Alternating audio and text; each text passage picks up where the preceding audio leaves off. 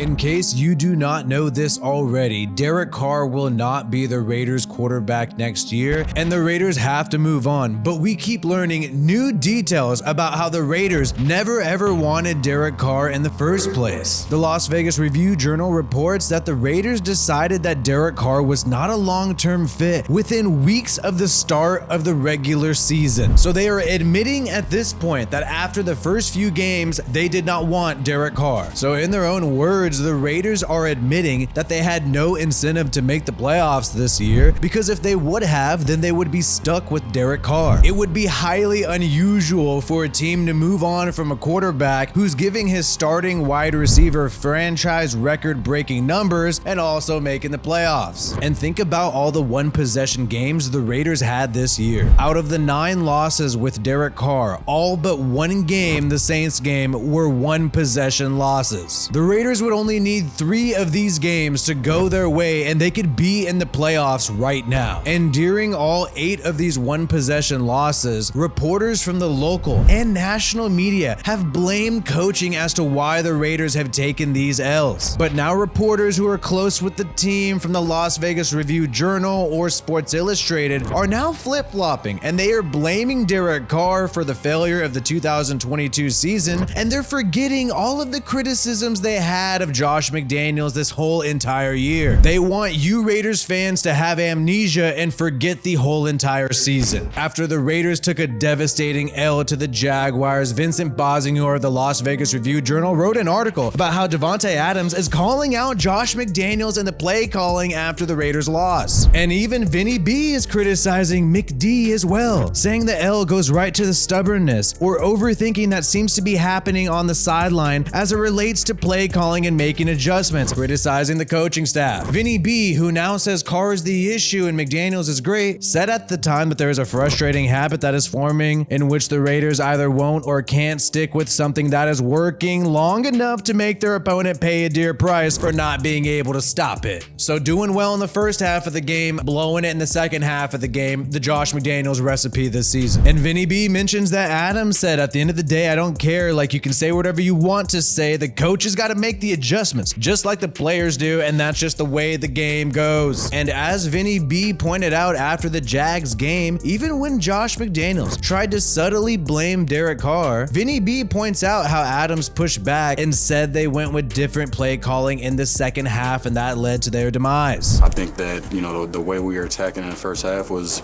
working to a certain extent. You know, obviously, like I said before, we could be better, but it was working. And I feel like we got away from that and, you know, started playing the game a little different. And Hondo Carpenter of Sports Illustrated, who now wants you to know that Josh McDaniels is not scapegoating Derek Carr at all. Derek Carr just didn't get the scheme or whatever, yada yada. At one point in the season, after the Rams game, this guy could not hold back on Josh McDaniels and even said tonight's loss sits squarely on the shoulders of Josh McDaniels. Have to ask about the play calling. So all these people who now want you to believe it's all Derek Carr's fault and McDaniels can do no wrong used to be heated during the actual games at Josh McDaniels and were forced to comment on it because that's what all the fans were talking about. Even in the Rams game, Vinny B was perplexed by the Raiders play calling 3 runs in a row, even mentioning how it's some weird play calling on a quick 3 and out by Josh McDaniels. And so the Raiders are spilling the beans, saying that they did not believe in Derek Carr even after just a few weeks of the regular season, and that is what they are willing to admit. We know it was a lot sooner than that, and this makes perfect sense when you have the horrible decision making throughout the season. Obviously, the Raiders would have no incentive to make the playoffs with Derek Carr this year if they did not want him to be the guy early on, because if you do, you are stuck with him. And this is becoming very clear to Raiders fans, and that is why there is a concerted effort in the media to cover for Josh McDaniels and to say that he had no bad intentions with Derek Carr. One thing we are left wondering about is some of the odd press conferences Derek Carr has had this year. When Derek Carr broke down, Vic Tafur of The Athletic said that he thinks this is another indictment of McDaniels and his coaching staff. And people have tried to make it seem like this press conference was about other teammates, but we've never learned who these teammates are. And even prior to this press conference, when he broke down after the Colts game, Carr also made some comments about coaching after the Jaguars game the week prior. There's a lot I want to say,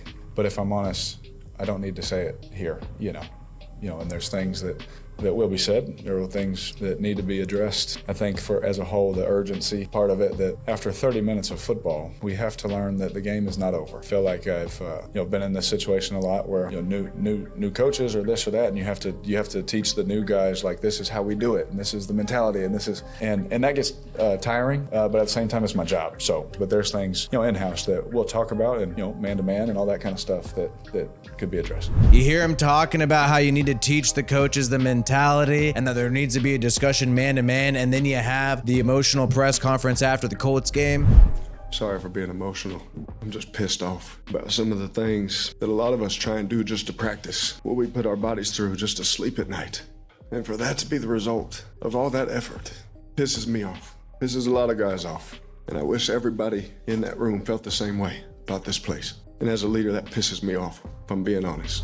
It just seemed really odd to see this reaction from Derek Carr. We still don't know exactly what it's about. Could it possibly be about his relationship with the coaching staff? The Las Vegas Review-Journal speculated that this was about Darren Waller, but Derek Carr and Darren Waller debunked this rumor, saying it was not about the star tight end. And by the way, Josh McDaniels had no idea who Derek Carr was talking about. I think you'd have to ask him, more specifically, what he was or wasn't referring to. And think about it. We've never seen Derek Carr this emotional in a press conference. We've never seen him in his entire career break down like this. Even with the Ruggs incident, even with the Gruden incident last year, yes, he was emotional, but he never ever broke down like this. And what is also odd is that there were reports in the offseason that said Josh McDaniels came here for Derek Carr and always wanted Derek Carr. But this makes no sense if reports are coming out now that they gave up on Derek Carr after a few weeks into the season. You're gonna have 9 years of tape on a guy, leave New England just to go and coach this guy, but you're gonna give up on him after just a few weeks into the regular season? I call BS, bro. They likely never wanted Derek Carr at all, which is why they made him sign that contract that had a 1 year out prior to when the season even started. Keep in mind, Derek Carr's contract came after Davante Adams was traded. Davante Adams is traded to the Raiders. Like David Carr says, that trade would not have ever happened if it was not for Derek. That trade was dead. Packers and the Raiders weren't going to trade. They got on the phone and made it happen. So he's bringing people in the entire time. Is he appreciated for that? No. So Derek helps the Raiders get Davante Adams straight up and still has no contract extension at this point. This allows the Raiders and Josh McDaniels to force him to have this 1 year out. And that is probably why Derek Carr's contract extension took so long to happen even after Davante Adams was already traded here. Carr would ultimately have to concede and accept the 1 year out because obviously he would not refuse the opportunity to play with his best friend Davante Adams. And after Derek Carr showed leadership with Rich Bisaccia and led the Raiders to the playoffs, there is no way Josh McDaniels and Mark Davis could have come in this past offseason and just gotten rid of Derek Carr like nothing. It would have completely pissed off the entire fan base. And plus, apparently, they needed Derek Carr to lure Davante Adams to the Raiders and trap him here. And so if the Raiders could not have moved on from Derek Carr this past offseason because he made the playoffs in 2021, then obviously they would not want Derek Carr to make the playoffs in 2022. And the Raiders could have easily made the playoffs this year if they would have just won 3 of the 8 one-possession games that they lost. One-possession games, as many local and national reporters have said previously, falls on the coaching staff. And yes, we have seen Jarrett Stidham do quite well, but even Vincent Bonsignore is admitting that Josh McDaniels appears to be opening up the playbook a little more with Jarrett Stidham because he trusts him. And we did notice more play action right off the bat with Jarrett Stidham. 8 of Jarrett Stidham's first 9 pass attempts were play action. In the Rams game, for example, Carr only had 3 play action pass attempts. But by saying Josh McDaniels trusts Stidham more so he opens up the playbook, you are admitting that McDaniels called different plays with Stidham than he did with Derek Carr. By admitting that, maybe because you don't trust the guy as much, sure, whatever, but either way, McD called different plays with DC. And there have been studies by The Athletic that show that McDaniels has been very predictable with his play calling with Derek Carr. When the Raiders have 2 tight ends, they almost always run it, and when they are in the shotgun, they almost almost always pass it. But you saw this change with Jarrett Stidham against the 49ers. Either way, hopefully Jarrett Stidham does work out for the Raiders, and hopefully he can put together a good performance with the Chiefs. Hopefully he was Josh McDaniels' guy this whole time, because this guy would be a lot cheaper than bringing in some old man like Tom Brady. So I do wish for Stidham's success there, and I look forward to seeing Derek Carr and what he does in 2023 with his new team. Like this video if you have not yet, and subscribe to this channel for more Raiders content. My name is WiFiWillie. Peace out, and I hope you have a good one.